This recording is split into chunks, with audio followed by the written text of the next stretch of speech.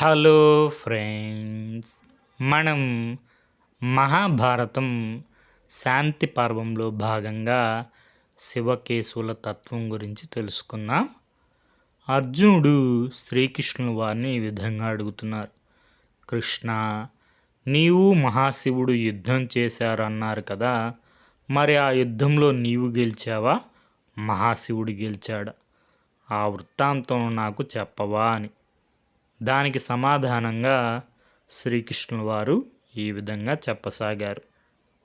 నేను నరుడిగా, నారాయణుడిగా ధర్మరక్షణార్థం ఈ లోకంలో ఉద్భవించాను కాబట్టి నన్ను ధర్మజుడు అని కూడా అంటారు. ఆ ప్రకారంగా నరనారాయణ రూపంలో నేను గంధమదన పర్వతం మీద తపస్సు చేసుకొనుచుండగా కాలాంతకుడైన మహాశివుడు దక్షును చేయి యజ్ఞము ధ్వంసం చేయబోగా ఆ యజ్ఞము పారిపోయి వచ్చి నా వక్షస్థలంలో దాక్కున్నది.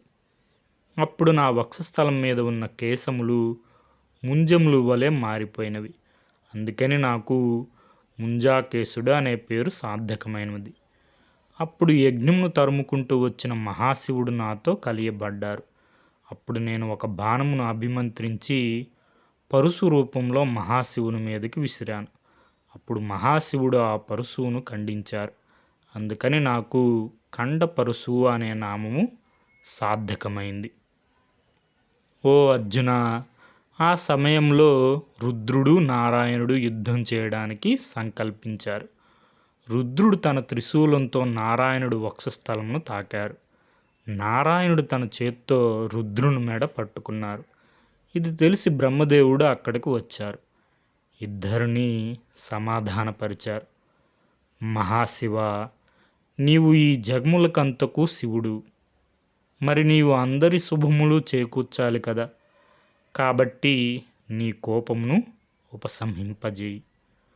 విష్ణువు శివుడు ఒక్కటే అని దివ్యజ్ఞానం కలవారందరికీ తెలియను కదా. వేదములతో తెలుసుకోదగినది, నిర్గుణమైనది, ద్వంద్వములకు అతీతమైనది, అరూపమైనది అయిన ఒకే మూలతత్వము రెండు రూపాలుగా విరాజిల్లుతున్నది.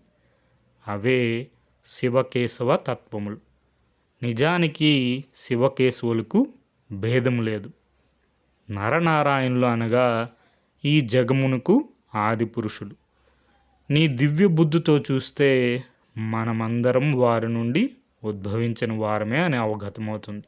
కాబట్టి మహాశివ, ముందు నీవు నారాయణ్ణి ప్రసన్నం చేసుకో అని శివుణ్ణి ప్రార్థించారు బ్రహ్మదేవుడు.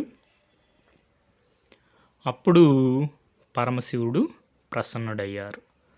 తన కోపాన్ని విడిచిపెట్టారు. నారాయణుడికి నమస్కరించాడు. అప్పుడు నారాయణుడు ఇలా అన్నారు. మహాశివ, ఎవరైతే నిన్ను తెలుసుకుంటారో వారు నన్ను తెలుసుకున్నట్టే. నిన్ను సేవిస్తే నన్ను సేవించినట్టే. శివకేశవులకు భేదం అనేది లేదు. మహాశివ, ఈ రోజు నుండి నా గుండెలపై ఉన్న శ్రీవత్సము నీ త్రిశూల రూపం గుర్తుగా ఉంటుంది. నీ కంఠం మీద ఉన్న నలుపు ఈ రోజు నుండి నా చేతి ముద్రతో శ్రీకంఠముగా పిలువబడుతుంది అని అన్నారు విష్ణువు. అర్జున, ఆ ప్రకారంగా నాకు మహాశివునికి సఖ్యత కుదిరింది. ఇది చూచి బ్రహ్మ మొదలగు దేవతా సమూహములు ఎంతో సంతోషించారు. కాబట్టి అర్జున, నేను వివిధ రూపములతో ఈ లోకంలో ప్రవర్తిస్తూ ఉంటాను. నీవు కూడా అభవుడు, అమృతుడు అయిన మహాశివుణ్ణి పూజించి తరించు. నేను పక్కన ఉండి నిన్ను అనుక్షణము రక్షించాను కాబట్టి నీకు మహాభారత సంగ్రామంలో విజయం లభించింది. నీవు యుద్ధం చేసేటప్పుడు నీ రథం ముందు మహాశివుడు రుద్ర రూపంలో త్రిశూలధారి అయి పరిగెడుతూ శత్రు సంహారం చేశారు. ఆ కారణం చేత కూడా నీవు విజయుడివి అయ్యావు. ఈ విషయం నీవు తెలుసుకోవడం మంచిది అని శ్రీకృష్ణుల వారు అర్జునుతో చెప్పారు అని వైశంపాయన మహర్షి జనమేజయ మహారాజుకు చెప్పగా జనమేజయ మహారాజు ఇలా అన్నారు. మునీంద్ర, ఇటు కృష్ణుడు అటు మహాశివుడు తోడుగా ఉంటే సంగ్రామంలో అర్జునునికి విజయం లభించడంలో ఆశ్చర్యం ఏముంది అని. ఇది మనకి మహాభారతం శాంతి పర్వం షష్ఠ ఆశ్వాసంలోని శివకేశవుల తత్వం గురించి. మూలం మహాభారతం, తెలుగు అనుసరణ కవిత్రయం పాదరేణువు మొదలు వెంకట సుబ్రహ్మణ్యం గారు. Okay friends, thank you for watching.